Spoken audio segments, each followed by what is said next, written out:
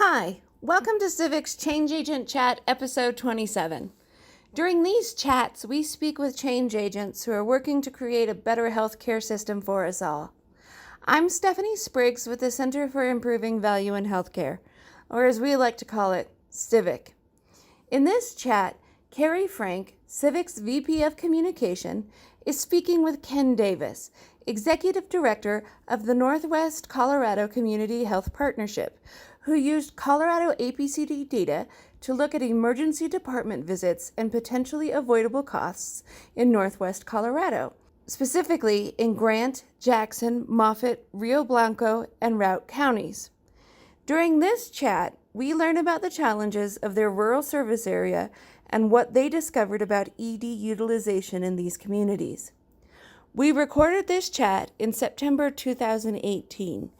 Thanks for listening and enjoy the chat. Hello, and thank you for joining today's CIVHC Change Agent Chat. I'm Cari Frank. I'm CIVHC's VP of Communication and Marketing. Before we get started, I just want to announce a few little housekeeping items. The phone lines are muted today, and we will be using the Q&A feature to field questions and allow you to make comments on the discussion. Questions posed will be answered during the Q&A session at the end of our 30 minutes here today. This webinar is being recorded and will be posted to the CIVHC site so you can access this information again at any time with no cost. Today we're very excited to be speaking with Ken Davis, Executive Director for Northwest Colorado Community Health Partnership. Ken, thank you so much for taking time out of your day. I hear that you are in Steamboat Springs, and it's a lovely, beautiful fall day with colors starting to turn. So we appreciate you taking the time out to be indoors today to tell us a little bit more about Northwest Colorado Community Health Partnership and all the great work that you're doing. So thank you for being here. An honor, Cari. So before we get started, I think the first thing I'd like to do is just give our audience a little bit of information about what the impetus was for your collaborative starting. Was there a specific community need in Northwest Colorado that really ignited your work, and how did you guys get going? Cari, that's a great question. So the health partnership is just over a decade old. Around 2006, several hospital clinical system partners came together, and at that time, there was conversations about how do we start getting health information shared across the region. And our region is a little bit unique in that roughly 2/3 of our clients, if they need specialty services, they go to the Front Range. 1/3 of our clients kind of go to Grand Junction to get a specialty care. And so, roughly 1/3 goes to Grand Junction, 2/3 go to the Front Range. And as we know, we don't have a universal data health information exchange where data is being shared freely across the state that way.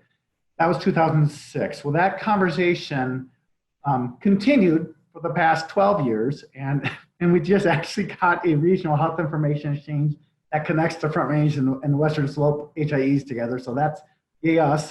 That's a celebration. But the conversation quickly turned to more along the lines of how are we better ensuring residents have access to the care they need. And to that end, there was conversations about how do we improve our rates of people with health insurance. How do we create less barriers for people to qualify for a sliding type of scale fee, and that we could have a universal way that somebody could qualify based on their finances for a certain rate to get a minimum amount of healthcare services. So we call that the Community Assistance Program. So it quickly kind of led to these other conversations about what are the things that we can do to help improve access.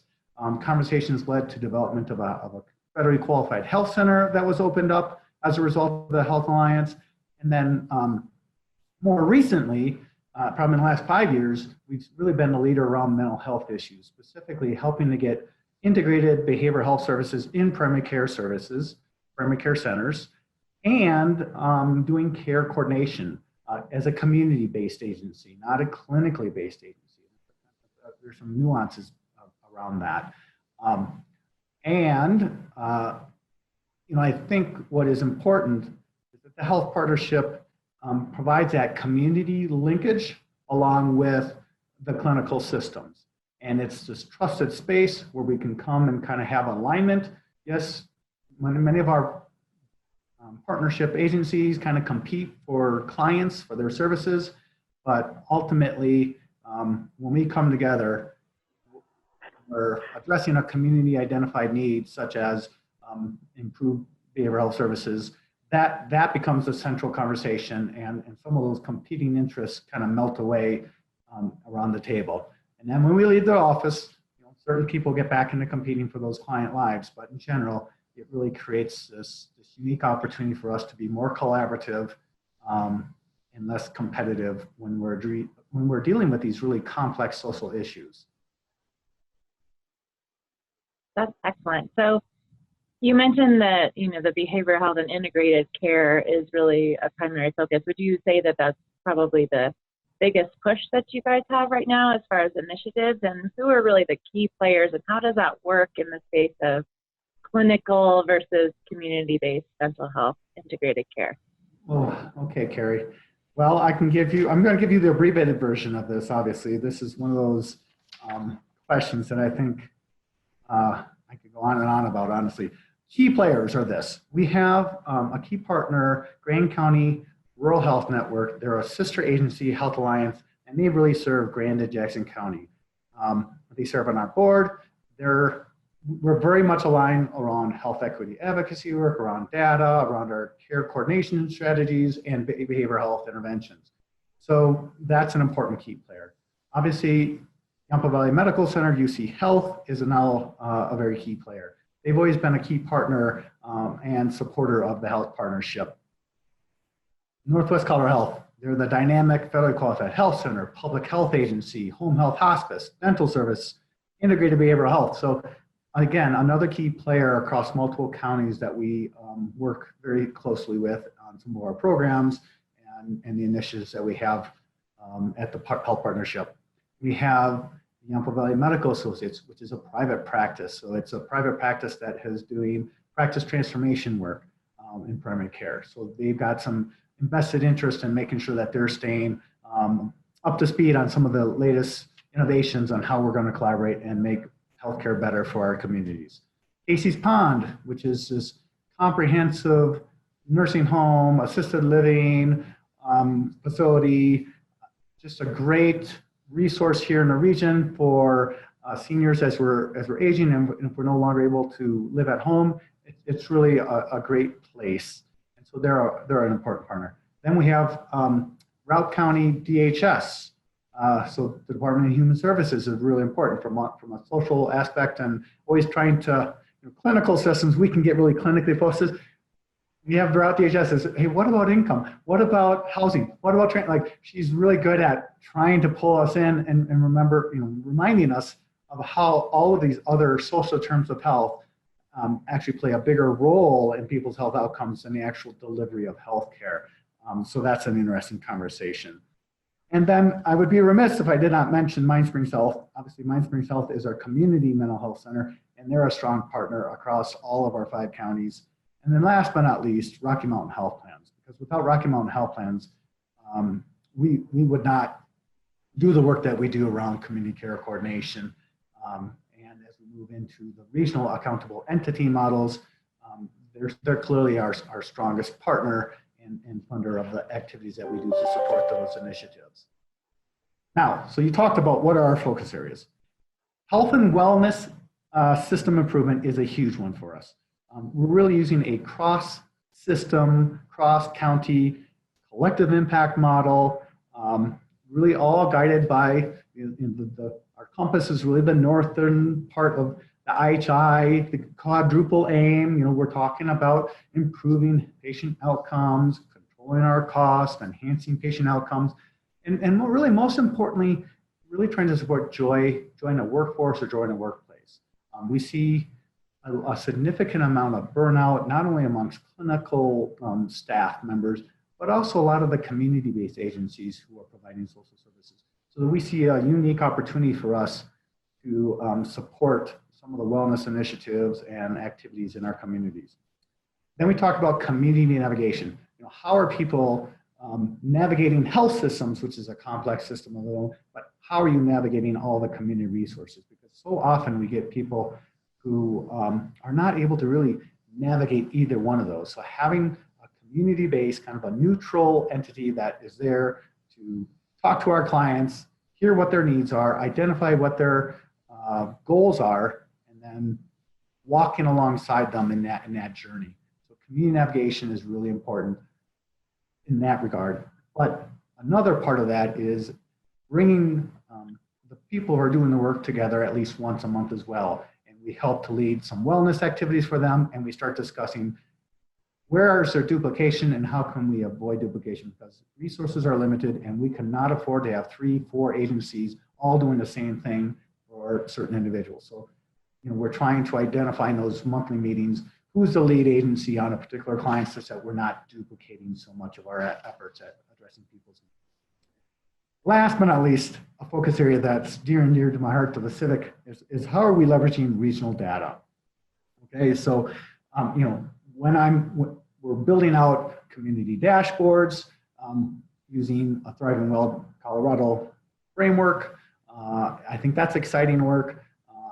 But when I start looking at cost of care and the work that we've done with Civic around all payer claims database and looking, you know, we did one project around emergency use utilization for non-emergent cases. And I think that is really exciting to us, because when we start getting the data and we analyze the data, no longer are we going on assumptions. We actually have some hard facts to base some of our decision making on. And we can either choose, and part of it is just validating it. So we get your data, we're analyzing it, and we might say, oh, you know, this emergency room is telling us that they're really seeing a lot of clients for non-emergent care. And I can say, well, based on our data, as a region, you're just like everybody else. Or the data says, oh no, mate, you actually are. There's a lot of people going to ER for non-emergent things, and the data does show that costs our system a lot of money. So those are our main focus areas. I don't want to go into the weeds on some of the other things, but those are really three big buckets, I would say, that we play in. Very excellent. That's great. Thank you for sharing that. I think it might be important for us to mention to the audience who's not aware of the counties that you cover, that you do cover Routt, Garfield, Moffat, Rio Grande, Jackson, and Grand County. Did I get them all right? No, we're not in Garfield County. Routt, Moffat, okay. Grand, Jackson, and Rio Blanco. So we're in that 5-county northwestern Colorado region. Yeah, we don't dip down into Garfield County. Okay. Well, still, it's a very expansive area. And I'm wondering, because of such a large geographic distance, that's pretty difficult to manage clients, I would assume, over so many miles that they're traveling and probably going to different places for care. So, you know, how do you guys overcome those barriers of communication being so far apart between providers and between collaborative members, and making sure that you're connecting with your clients appropriately and not letting them through the cracks? So, so the 5 counties, just to be frank, it's 8 hours drive on a nice sunny dry road day from one end of the region to the next. 60,000 lives roughly is who we kind of assume as our population. The clients, when they're getting care coordination services, are receiving those services locally by people who are in those communities and who know the local resources. We get funding from Rocky Mountain Health Plans to be the coordinator of all those activities. And then we identify our community members who can provide that care coordination, community-based care coordination in those local communities. So we are actively searching out and making sure that our community partners can do those types of works. Now, having said that, we spend a lot of time in the car driving and having meetings with our community partners and our stakeholders. Those community navigation meetings are done in person. We're not doing those by Zoom. You know, although we do utilize a Zoom technology for some of our longer distance meetings as well as to, a lot of our partners don't have the resources or can't travel to some of the meetings. Steamboat Springs, where we're located, is central to the region, but like I said, it's 8 hours. So it'd be 4 hours drive for some of our people to come to Steamboat Springs. So when our state partners are coming to the region to host trainings, my agency will step in and use the Zoom technology and allow people to at least experience these meetings via me or a staff member at the meeting using Zoom so that they can be present and participate that way if they cannot get to the meeting in person. Now, I do think this is really so it's important to point out that in 2017, we became our own 501c3. And the first year of any 501c3 is really, we're hunkering down, you're putting in the infrastructure for policy procedures. And in my first year of operations, there was some criticism that that we weren't getting out enough into the surrounding communities. So 2018 has really been, trying to make sure that we're getting out into the Rio Blanco County communities, getting out more to Moffat County, getting out more to Grand and Jackson counties. Yes, we're still very present here in Routt County, but we're making a much stronger effort as we bring more staff on to get out and visit those regions and make sure that we're hearing the community voice, because that's the unique thing we add. I said that we kind of tongue in cheek, I said we provide a neutral space. In truth, we provide a convening space, and my neutrality is I always try to represent the community voice, because so often we in clinical systems are doing things that maybe are not being informed by the community voice. And I think in today's day and age, change agents need to listen to the community voice. It is imperative that we hear what people are thinking, our solutions to the potential problems. Oftentimes clinical systems have the resources to make those things happen or not, but if we are not engaging with patient advisory calls, if we are not engaging with some kind of community engagement process and hearing that community voice, it's at our own peril, honestly, in my opinion. And similar like data, as we're getting data together, we need to make sure that we're sharing that data with the community openly. We're getting their feedback on it. We are hearing from them. Boy, that doesn't seem right. Okay, well, what is the context? So really trying to vet the stories that we hear with data, making sure that there's some alignment. And when there isn't, then you have to ask more of those probing questions, right?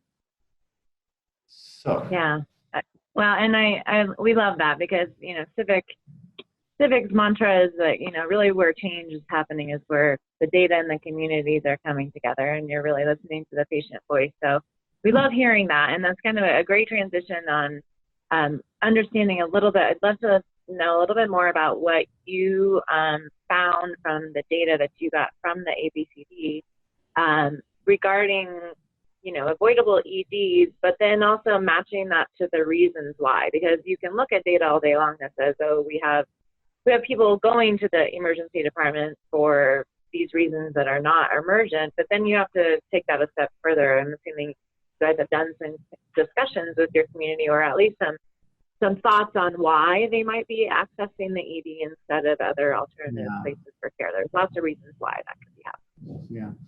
So that's a great question, Cari. And let's start with what the report was. The report was ED utilization for non-emergent diagnoses. And roughly, we identified close to 25 diagnoses, from the cold to the sinus infections to UTIs to rashes to coughs. Back pains, like some very, easily managed clinical conditions in the outpatient practice. And then we asked Civic to run reports across 4 years' time for each one of our counties. And then we benchmarked it against the state. So you guys also provided me with the whole state data. So I'm a big fan of getting enough data by county. We can average that for the region, and then how are we benchmarked against the state? What did we find? Well, on average, we found that there's roughly 20 to 25 residents who were really driving usage of the emergency room for those non-emergent cases. At that same time, if you think about, 20 to 25 people who are kind of more perpetual users of the emergency room. We, as a community care coordination staff, try to identify, and this was de-identified data. So once we knew there was those type of individuals, we then reached out to our community partners to say, who do you want us to be reaching out to potentially, and see what kind of interventions we can have in place to try to help better inform these residents when is it appropriate to go to the emergency room. So there is that intervention. What we did see in that time frame, when we compare the the cost of those non-emergent clinical situations in an outpatient setting, the cost for that care was essentially $100. When you looked at the cost for those non-emergent care in the emergency room setting, it doubled. So it started out at $200. But in that four-year period of time, the cost went from $200 to just under $400. So it went to $375. Now, the good news is, based on the state average, we actually were quite a bit lower than the state for those particular diagnoses and the cost for those diagnoses. I've submitted another request to you guys to give me another bunch of data to see kind of what the last 3 years, what 2015, 2016, 2017, I want to see how the last 3 years have played out. If our cost for those non-emergent cases have continued to rise and have come closer to where the state average is, I'd like to know. So we've asked for that report from you guys. In the near future, we'll be getting that. But I think what it led us to do is in some of the counties where there was a high ER utilization, it actually stimulated expanding urgent care hours, and there was an urgent care opened up in one of our counties as a result of some of that, the data that showed that. So I think we're all looking for ways on how we can control cost. I think we all can agree that a lot of those non-emergent conditions are not best treated in the emergency room environment because that's not your best patient experience. And I think your patient outcomes are better if you can create a lasting relationship, have a continuity of care, a healing relationship with a provider. So part of my role and how I got to be executive director is I'm also a clinician. So I've been a family medicine physician assistant for over 18 years. And so I know the benefits of having that continuity of care and that healing relationship with individuals who have those non-emergent conditions. And allows, in an emergency room environment, it's kind of a low-hanging fruit from them. It's an easy visit, but it certainly is an overutilization. I mean, you don't need that vast network of emergency services and equipment to take care of a cold. That is just not a good utilization of resources. So as we all are trying to figure out how are we going to sustain our healthcare models, we need to be a little bit more creative and use our resources more efficiently. And this is an example of us trying to do that and lower our cost of care for those conditions. Absolutely, that's great. Yeah, I'm impressed with the opening of the urgent care centers. I think that's one of the biggest things we can do as communities is offer those after-hour options for folks who just can't get in during the day. Yeah. Well, I think the future of a lot of this, if we want to be so bold, is to think virtually. How can we support people in this virtual realm using our technologies of phones and such and safe, protected information? But how can you meet people where they're at their time? You get rid of all their like Northwestern Colorado, just like a lot of other places in rural Colorado, transportation is always an issue. So, like, wouldn't it be great if we could just melt away the issue transportation provides to us? Now, obviously, there are limitations to only having virtual experiences, but I think that's an untapped resource that has great potential to help us control cost, improve patient experience, and potentially really improve outcomes and provide joy in the workplace. Because even though a lot of the ER doctors I spoke with regarding this project were like, yeah, we're fine seeing these coughs and colds and UTIs, but that's not why I'm here. Like, I'm here to provide emergency medicine. So, I mean, it is that fine line. We want to make sure we're using our services and getting reimbursed for them, but at the same time, A lot of the ER providers and staff would be frustrated by the amount of non-emergent clinical stuff that they were taking care of, because oftentimes they would be juggling that with true emergencies. Yeah, absolutely. It gets back to that right care, right place, right time, appropriately. Yeah, and effectively for the cost as well. I think that's a huge component. So, well, thank you for that. I wanted to make sure everybody is able to type in their questions. We are going to enter some Q&A time. If anybody has questions, please type that into the chat box, and Steph, just let us know if anybody has questions thus far. I'll jump in when they come in. Okay, perfect. So while we're waiting for some questions, I do have just another question for you, Ken, regarding one of the other services that you guys offer, which we chatted about just briefly before the call, and one of them is that you're helping those in your collaborative, to the providers in your collaborative, with competitive advantage negotiations as far as contracting with payers, and just wondering how you balance that, you know, because I from the payer side, everybody wants to get paid more, but from the community side, we want to lower costs and we want to reduce the premiums for folks. So how do you balance that, you know, desire to have sustainability on the provider end, but then also lower costs? And what are you guys doing to address that balance? So, Cari, the best way I can answer that is, in Colorado, you might be familiar with the Hospital Transformation Project, where hospitals might be getting an enhanced premium if they can prove that they are collaborating with community partners. So this is one example of how the health partnership can partner with big hospital systems, and we can be, you know, there's like 4 or 5 different areas that you kind of have, you can pick what your different projects are going to be, but we can immediately step up and partner with a hospital system and deliver immediate results, from making sure people are accessing services to making sure that we're able to better collaborate on data leveraging, to where we are addressing social determinants of health through the accountable health communities model work we're doing on the Western Slope, and here specifically we lead the Northwestern Colorado region.